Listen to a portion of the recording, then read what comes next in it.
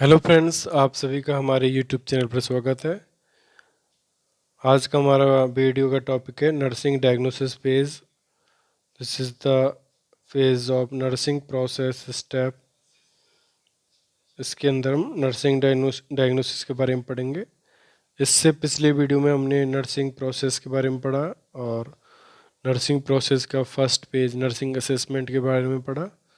और आज हम वीडियो में जो नर्सिंग स्टेप या फेज जो का दूसरा स्टेप है या दूसरा फेज है नर्सिंग डायग्नोसिस, उसके बारे में यहाँ पढ़ने वाले हैं। इसके अंदर हम नर्सिंग डायग्नोसिस का definition, purpose, activities in nursing diagnosis, characteristics of nursing diagnosis, components of diagnosis, type of nursing diagnosis, and formulation in nursing diagnosis on the basis of PES or PE model. तो this is very important notes जो हमने आपके लिए तैयार करे, तो आप video को ज़रूर पूरा देखें, then learn with this video. तो आइए देखते हैं nursing diagnosis page of nursing process.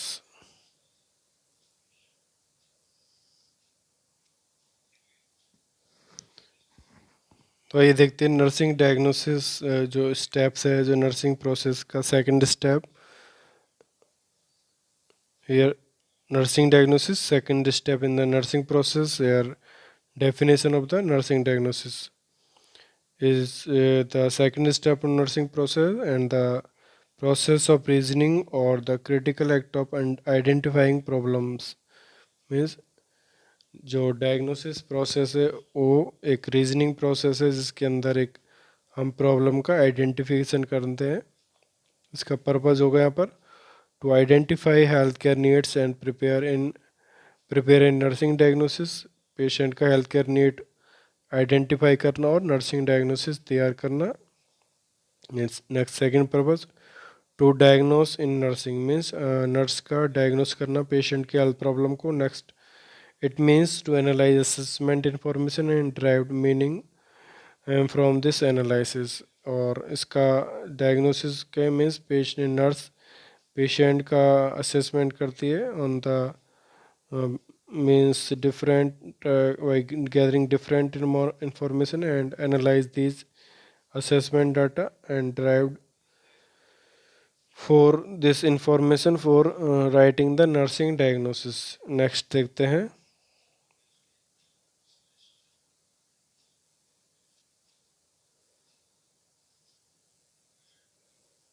nursing diagnosis is a statement of a client's potential or actual health problem resulting from analysis of data. Means client के data को analysis करने के बाद हम क्लाइंट्स की पोटेंशियल हेल्थ प्रॉब्लम और means जो possible health problem या एक्चुअल हेल्थ प्रॉब्लम को आइडेंटिफाई करते हैं, मीन्स पेशेंट की वास्तविक health problem.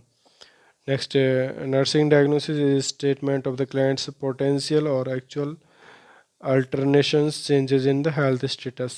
Next, a statement that describe a client's actual and or potential health problem that a nurse can identify and for which she can order nursing interventions to maintain the health status, to reduce, eliminate or prevent alternate changes. Means on the basis of this diagnosis, nurse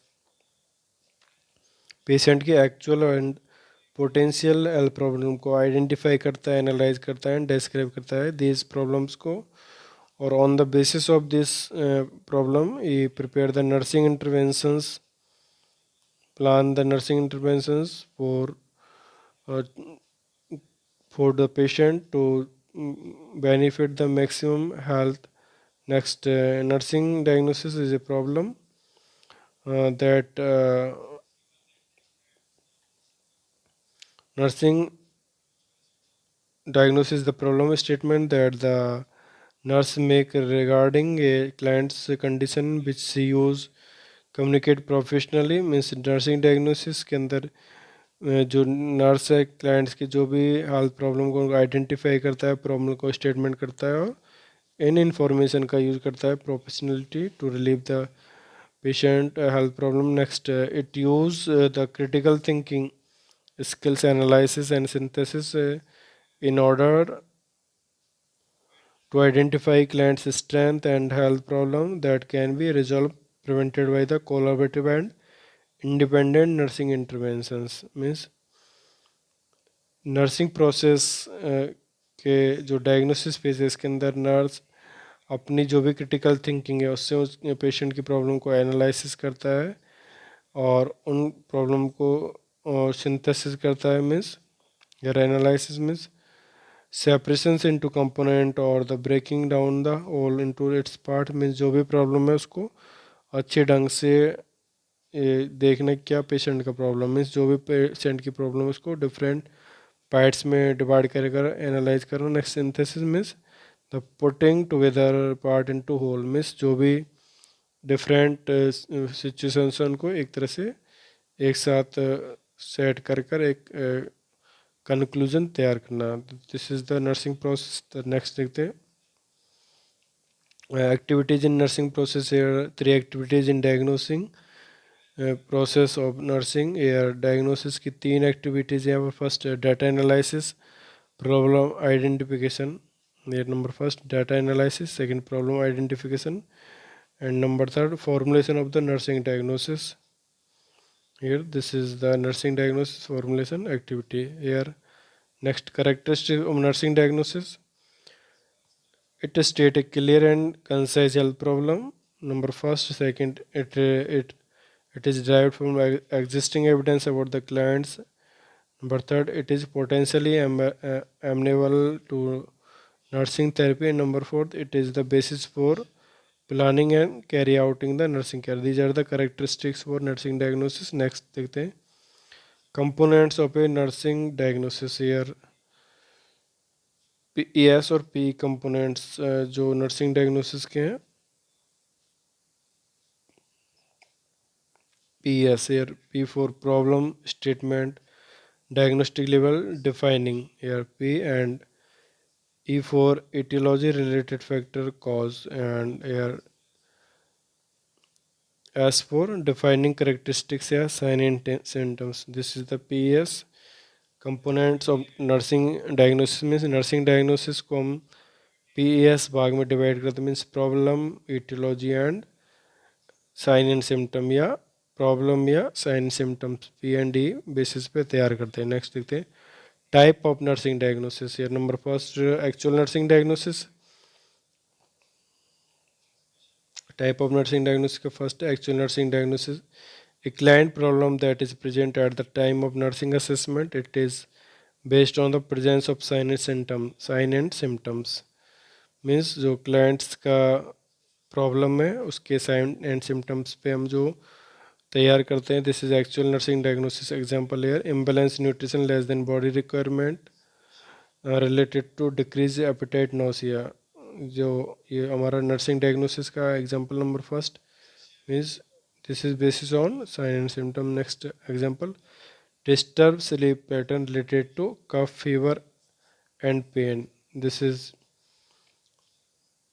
PE problem and etiology जिसको हमने related to से जोड़ा है. Next constipation related to long term use of laxatives. Here same as problem constipation, etiology related to, and is for the etiological factor means constipation caused by the laxatives. Next, ineffective airway clearance related to viscous secretions. Here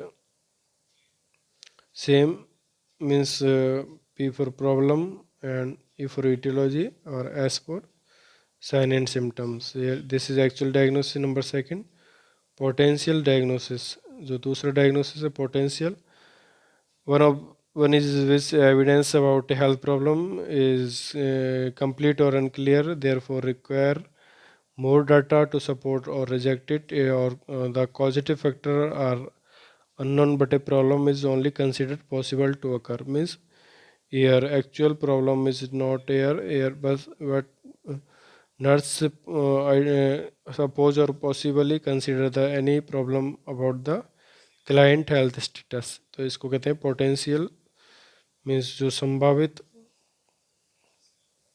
possibilities है health problem का, जैसे कि possible nutrition deficit, possible low self esteem, possible altered thought process related to unfamiliar surroundings. These are the possible nursing diagnosis example. Next, number third, risk nursing diagnosis. Here,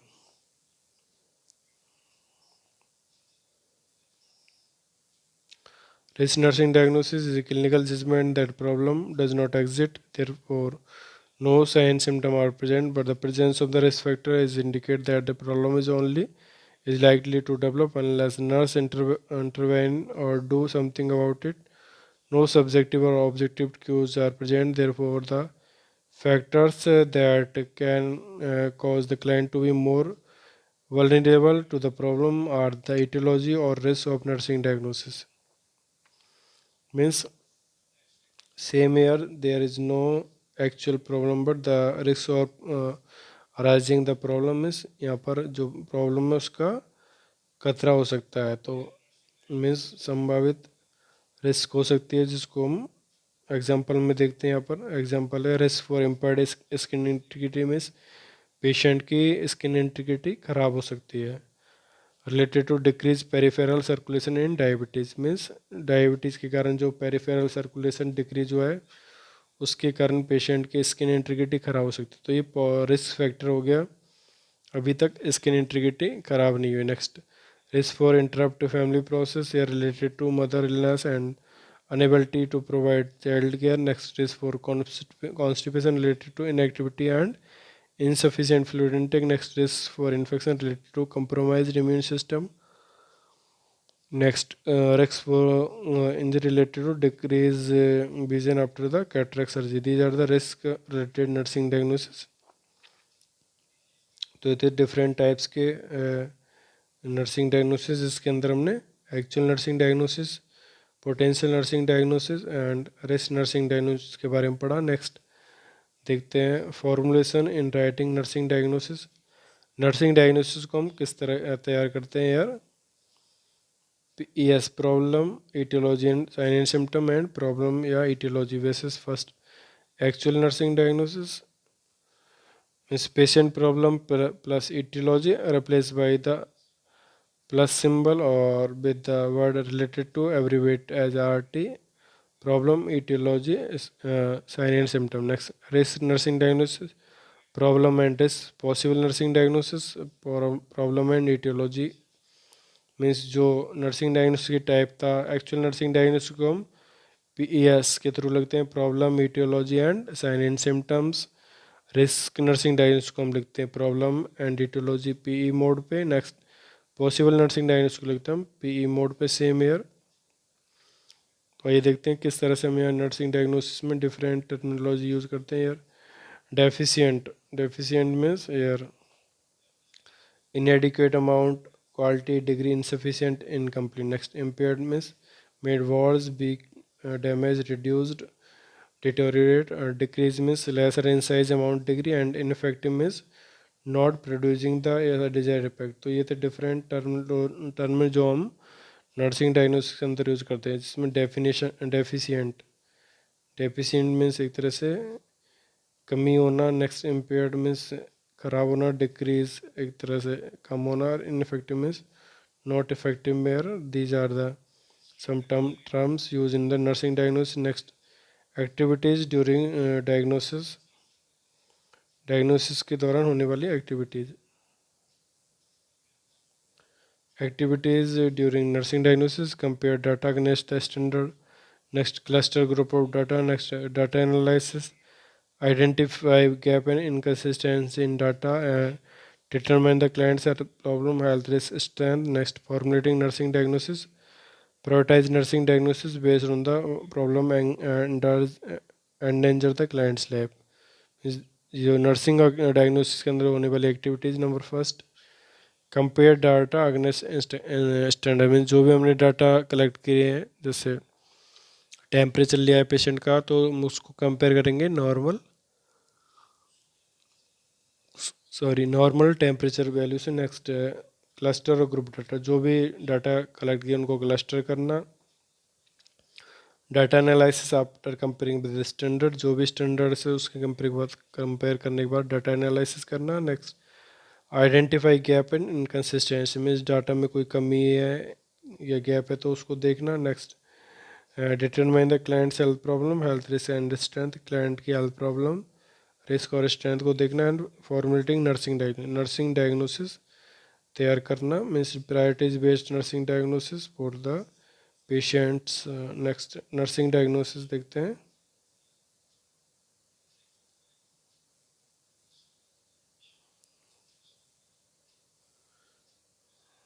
ये nursing diagnosis, imbalance nutrition, less than body requirement related to decreased appetite and nausea. This is the example of nursing diagnosis. Next example देखते हैं।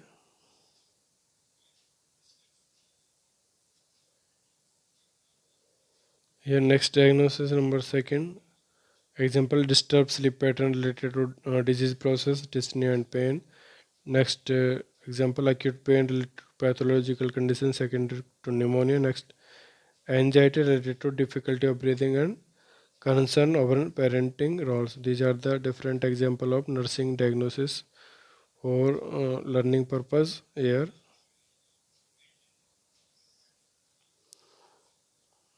तो friends, ये था हमारा nursing process का दूसरा step या फेज, नर्सिंग डायग्नोसिस स्टेप। तो फ्रेंड्स, ये आज का टॉपिक हमारे यहाँ कंप्लीट हुआ।